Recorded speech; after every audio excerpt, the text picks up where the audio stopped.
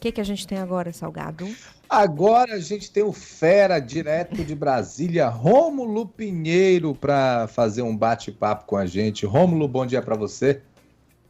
Muito bom dia, Tati. Muito bom dia, Salgado. Muito contente de estar aqui na presença de todos vocês. Bom dia, querido. Bem-vindo.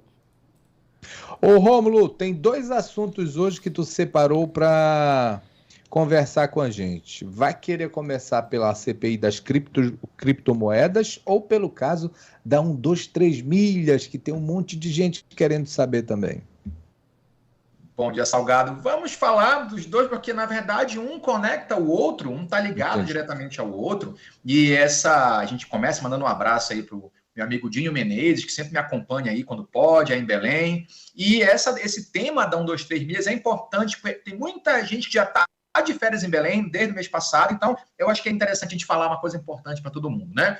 E aí, vejam só, que aqui no Congresso e também no Supremo se discute, então, essa questão da CPI das criptomoedas. Semana passada, Salgado e Tati, vieram personalidades aqui, Ronaldinho Gaúcho, já chamaram Marcelo Taz, Cauã Raymond, Tata Werneck, e essa CPI, algo que de início prometia apenas aí um show pirotécnico dos deputados e senadores, como é muito comum nas CPIs, mas se acabou revelando aí uma grande importância e relevância para o debate aqui na sociedade, porque começou então a desvendar como é que se age, como é que age a questão envolvendo aquelas empresas que oferecem serviços financeiros que prometem gerar patrimônio por meio da gestão das chamadas criptomoedas. E, lógico, isso tudo fundamentado em tese em informações falsas sobre projetos ou serviços de rentabilidade que garantem uma boa remuneração e sem nenhuma taxa.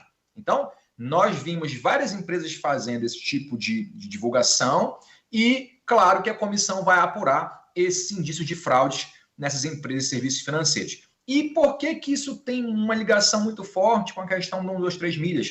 Porque, inclusive, neste exato momento, um dos diretores, um dos empresários aí responsáveis pela 123 milhas está, neste momento, na CPI prestando depoimento. Nós acompanhamos agora até recente ele pediu desculpas pelo dano que trouxe aos clientes, enfim, está tentando justificar pelo que aconteceu e nessa má gestão, a princípio, a situação muito complexa que a empresa vive. E a CPI está investigando se o sistema da 123 milhas também, ou pode ser encaixado como esquema de pirâmide.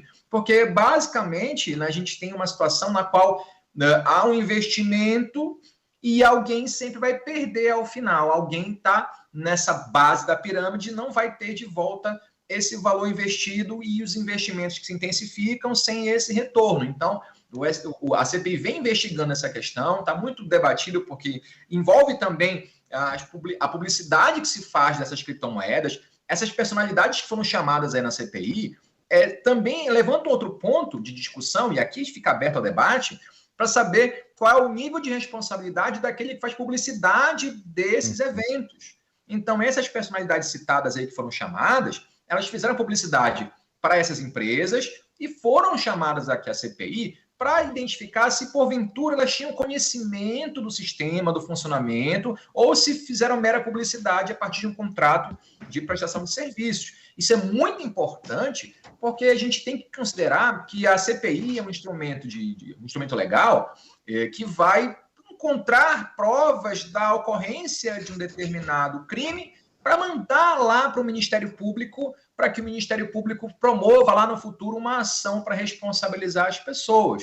Então, se percebemos, no caso aqui, nós temos um campo, uma finalidade da CPI voltada para a questão das criptomoedas, mas das pirâmides financeiras também, na verdade. Mas a 123 milhas está sendo investigada exatamente para saber se é considerado ou não uma pirâmide financeira. E isso é que é o ponto importante, porque, veja, por que nós ouvimos aqui no Repórter CBN? Por que eu estou falando que o presidente da empresa acaba, neste momento, de falar que pediu desculpas e que, na verdade, foi um erro de gestão, foi uma estratégia equivocada que foi utilizada, por isso gerou esse dano tão grande para uma quantidade enorme de pessoas. Ele está dizendo isso exatamente porque, se ficar demonstrado que desde o início já se sabia que isso era ilegal, ou, na verdade, que não ia ter futuro economicamente, pode ser considerado ilícito penal, pode ser crime de estelionato.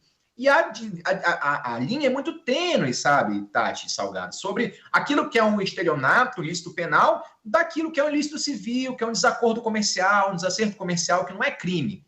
Então, se ele não conseguir provar, ou melhor, se a CPI conseguir provar que desde o início da operação da empresa já se sabia que em algum momento o esquema da empresa ia ao buraco, então ia definhar, isso prova, então, que havia o dolo, ou seja, a intenção de trazer um prejuízo antecedente vai virar, provavelmente, um crime. Se demonstrar, então, que, de fato, foi uma estratégia equivocada da empresa, então vai gerar apenas o ilícito civil, ou seja, a empresa vai ser condenada a reparar o dano, independente da situação do dano, questão de ilícito penal ou civil, mas a empresa vai ser condenada a ressarcir os clientes, que não são poucos, que investiram valores consideráveis para uma viagem. A gente sabe que tem gente que se programa anos e anos para uma viagem e agora não consegue mais fazer, e a despesa é grande. Não se esqueçam também que muitas pessoas conseguiram acordos com a própria 123 Milhas para que isso fosse devolvido em forma de vouchers. Só que o grande problema é que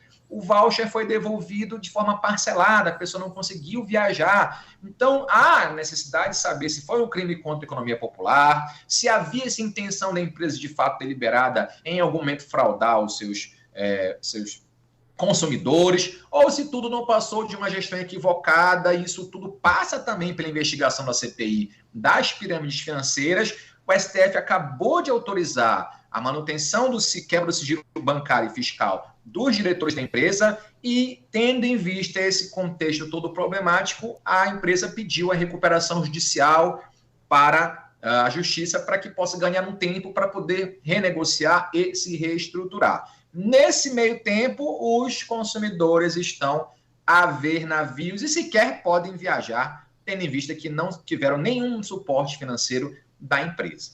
Rômulo, a gente vai para o intervalo, o nosso último intervalo da programação da manhã, e aí na volta a gente conversa um pouquinho mais sobre esses temas que você trouxe hoje aqui para o nosso CBN Pautas do Dia, tá bem?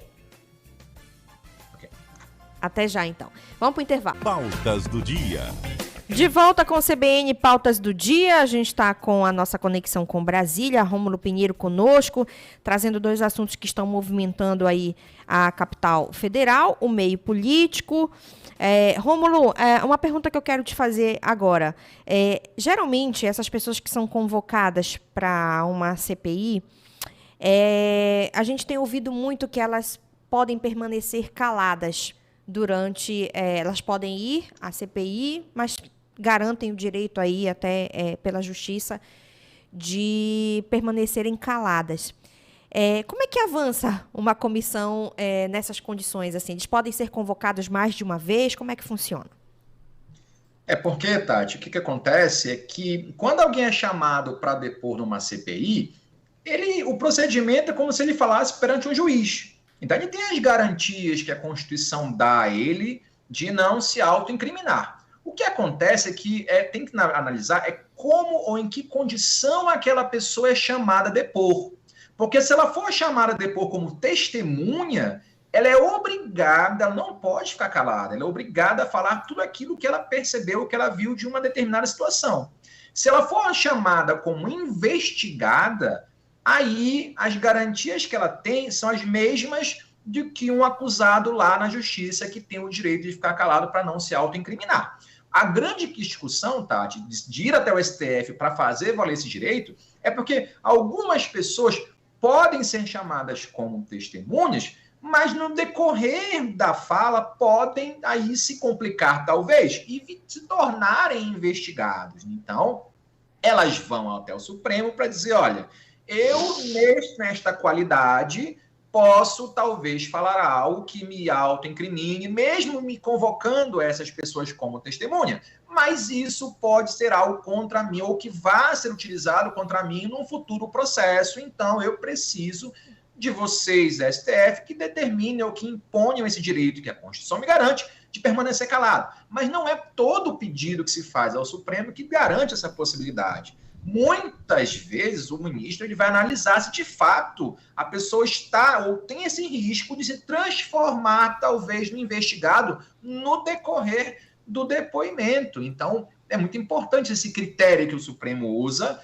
mas a gente sabe que muitas das vezes fica uma perda de tempo muito grande, porque a pessoa garante o exercício de permanecer calado, a CPI insiste na noção ao depoimento e fica aquele perda de tempo. Vou perguntar uma coisa, a pessoa responde que vai permanecer calado e se passa a manhã inteira, o dia inteiro, nesse vai e volta, que na verdade, e Tati, o intuito também é fazer aquele constrangimento para, em geral, a população em geral entende, bom, se ele ficou calado é porque ele tem culpa na casa e aí ele, então, vai se tornar uma pessoa no futuro condenada. Então, essa percepção que as pessoas têm lá fora é também uma forma que a CPI tem de tentar constranger aquela pessoa que, mesmo calada, vai ficar sob exposição pública de que não quer falar, ou porque vai se complicar, ou porque não quer cooperar com a comissão. Rômulo, muito obrigada. Até semana que vem. Muito obrigado, Tati, Salgado. Um forte abraço. Até a próxima quarta. Tchau, Rômulo.